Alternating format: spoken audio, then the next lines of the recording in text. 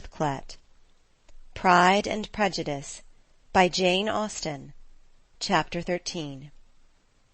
"I hope, my dear," said Mr. Bennet to his wife as they were at breakfast the next morning, "that you have ordered a good dinner to-day, because I have reason to expect an addition to our family party."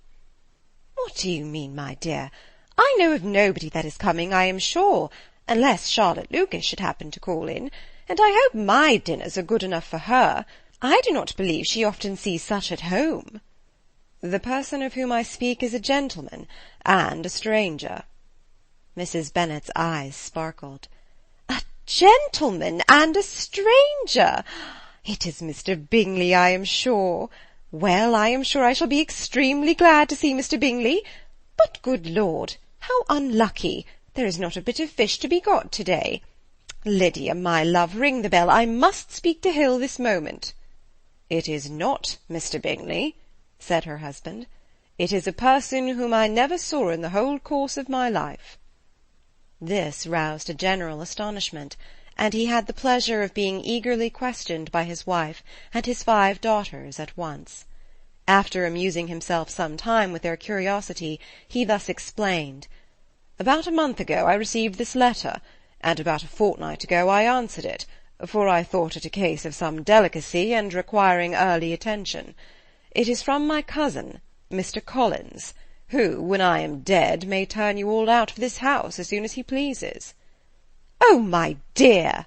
cried his wife, "I cannot bear to hear that mentioned.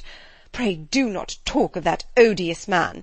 I do think it is the harshest thing in the world that your estate should be entailed away from your own children, and I am sure if I had been you, I should have tried long ago to do something or other about it." Jane and Elizabeth tried to explain to her the nature of an entail. They had often attempted to do it before, but it was a subject on which Mrs. Bennet was beyond the reach of reason, and she continued to rail bitterly against the cruelty of settling an estate away from a family of 5 daughters, in favour of a man whom nobody cared anything about. "It certainly is a most iniquitous affair," said Mr. Bennet, "and nothing can clear Mr. Collins from the guilt of inheriting Longbourn. But if you will listen to his letter, you may perhaps be a little softened by his manner of expressing himself."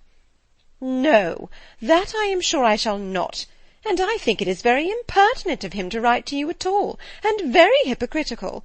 I hate such false friends. Why could he not keep on quarrelling with you, as his father did before him?"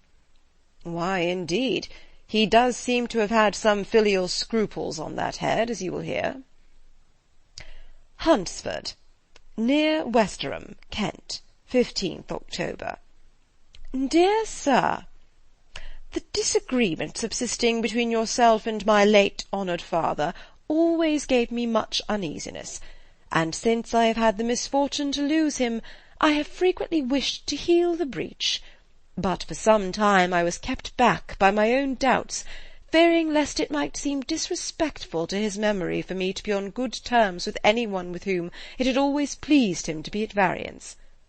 There, Mrs. Bennet.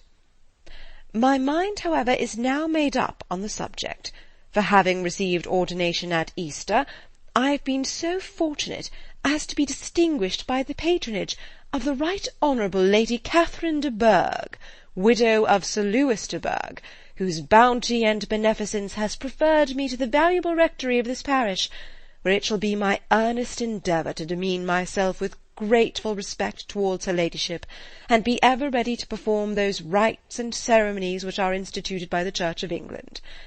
As a clergyman, moreover, I feel it my duty to promote and establish the blessing of peace in all families within the reach of my influence, and on these grounds I flatter myself that my present overtures are highly commendable, and that the circumstance of my being next in the entail of Longbourn estate will be kindly overlooked on your side, and not lead you to reject the offered olive branch. I cannot be otherwise than concerned at being the means of injuring your amiable daughters, and beg leave to apologize for it, as well as to assure you of my readiness to make them every possible amends. But of this hereafter. If you should have no objection to receive me into your house, I propose myself the satisfaction of waiting on you and your family Monday, November 18th, by 4 o'clock, and shall probably trespass on your hospitality till the Saturday se'nnight following, which I can do without any inconvenience, as Lady Catherine is far from objecting to my occasional absence on a Sunday, provided that some other clergyman is engaged to do the duty of the day. I remain, dear sir, with respectful compliments to your lady and daughters, your well-wisher and friend, William Collins. At 4 o'clock, therefore, we may expect this peace-making gentleman, said Mr. Bennet, as he folded up the letter. He seems to be a most conscientious and polite young man, upon my word, and I doubt not will prove a valuable acquaintance, especially if Lady Catherine should be so indulgent as to let him come to us again. There is some sense in what he says about the girls, however, and if he is disposed to make them any amends, I shall not be the person to discourage him. Though it is difficult, said Jane, to guess in what way he can mean to make us the atonement he thinks our due, the wish is certainly to his credit. Elizabeth was chiefly struck by his extraordinary deference for Lady Catherine, and his kind intention of christening, marrying, and burying his parishioners whenever it were required. He must be an oddity, I think, said she. I cannot make him out. There is something very pompous in his style. And what can he mean by apologizing for being next in the entail? We cannot suppose he would help it if he could. Could he be a sensible man, sir? No, my dear, I think not. I have great hopes of finding him quite the reverse.